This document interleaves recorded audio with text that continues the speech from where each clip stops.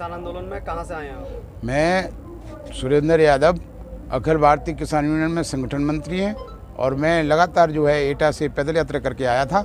आज हमको जो है करीबन 1 से 5 दिन हो गए हैं जब से हम लोग लगातार जो है गाजीपुर बॉर्डर पर उपस्थित हैं और हमारी लोगों की मंशा है कि ये काले कानून सरकार को वापस ले लेने चाहिए और एमएसपी पे गारंटी कानून बना देना चाहिए। अगर ये नहीं होता है तो संयुक्त मोर्चा का आह्वान है कि जब तक बिल वापसी नहीं तब तक घर वापसी नहीं। लेकिन सरकार कह रही है ना कि आगे हम एमएसपी पे हम खरीद रहे हैं, क्यों आपकी फसल खरीद रहे हैं?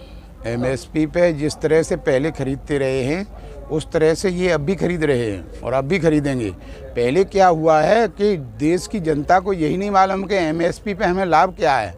देश की जनता तो सीधी चली गई, किसान लोगों को जानकारी नहीं होने के कारण ये आंदोलन खड़ा होने से ये पता चल गया है कि एमएसपी से हमको कितना नुकसान है और कितना फ़ायदा है।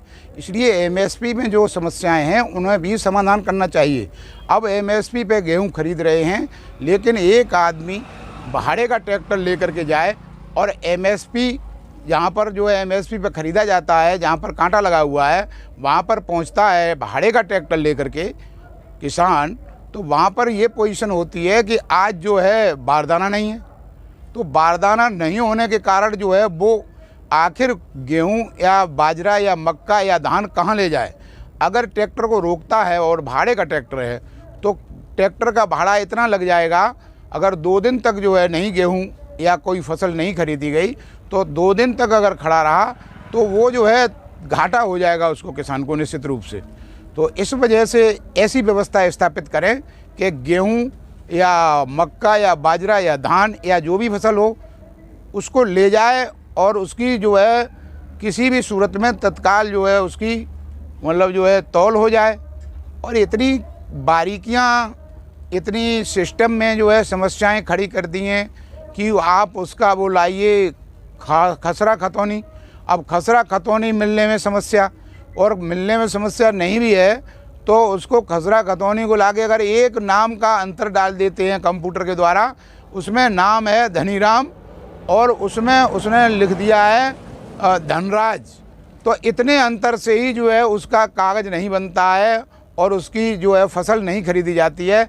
इसमें ही जो है 15-20 दिन लग जाएंगे अगर वो सही करवाएगा तो कंप्यूटर में। सरकार तो कह रही है ना कि हमने इस बार रिकॉर्ड तोड़ हमने एमएसपी पे खरीदा है।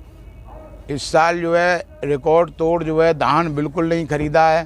धान का एमएसपी रेट से 1000 सस्ता धान गया है, बिल्कुल नहीं खरीदा। मक्का बिल्कुल नहीं खरीदा, बाजरा बिल्कुल नहीं खरीदा। अब गेहूं आ रहा है, अब पता चलेगा कि एमएसपी रेट पे कितना सरकार खरीदेगी। अगर सरकार गेहूं एमएसपी रेट पे खरीद लेती है तो क्या आपका आंदोलन कमजोर होगा? अगर सरकार गेहूं एमएसपी रेट पे खरीद लेती है पूरा का पूरा और प्राइवेट मंडियों में अगर ले जाते हैं और एमएसपी रेट पर से कम पर अगर कोई खरीदता है तो उसके बाद उसके खिलाफ कानूनी कार्रवाई अगर होती है तो एक काम हो जाएगा। आंदोलन निश्चित रूप से कमज़ोर नहीं होगा। आंदोलन इसलिए नहीं कमज़ोर होगा कि जो काले कानून हैं उसमें जो समस्या है उसके लिए कह रहे हैं कि 2 साल के लिए रोक देंगे। 2 साल के लिए रोक दोगे किसी काम को, 2 साल के लिए रोक दोगे तो ये क्या समस्या का कोई समाधान तो हुआ नहीं।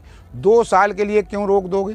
क्या कारण है कि 2 साल के लिए रोक दोगे? सरकार चाहेगी तो किसानों को खुश करने के लिए इस बार खरीद देगी और उसके बाद आंदोलन खत्म कर लेंगे। नहीं, आंदोलन इसलिए नहीं खत्म होगा कि जब तक काले कानून वापस नहीं लेंगे तब तक आंदोलन खत्म नहीं होगा।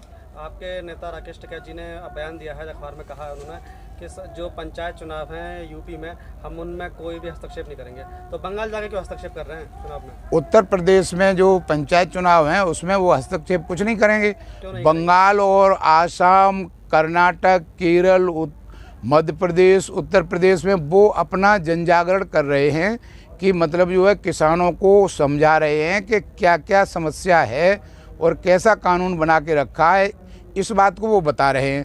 और ये सरकार मान नहीं रही है तो फिर हम उसको जो है मनाने के लिए किसानों से वो लगातार कह रहे हैं जगह जगह, और कह रहे हैं कि वो जो है वोट भारतीय जनता पार्टी को नहीं देना।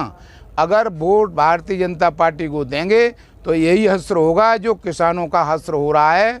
4 महीने से लगातार बॉर्डरों पर बैठे, न दिल्ली के अंदर जाने दिया गया और यहाँ तक आने में ही इतनी असुविधा हुई है।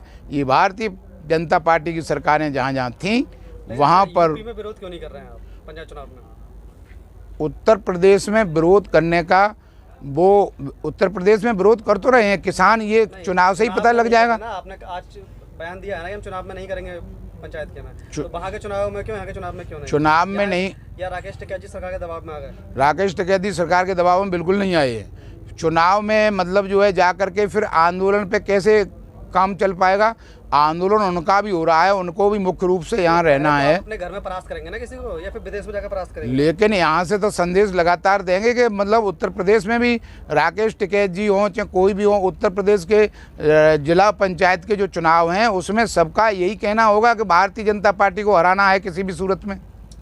लेकिन आप देख रहे होंगे 2 बार भारत बंद का ऐलान किया गया, लेकिन पंजाब और हरियाणा में तो सक्सेसफुल रहा, लेकिन यूपी में इतना नहीं रहा, ऐसा क्यों?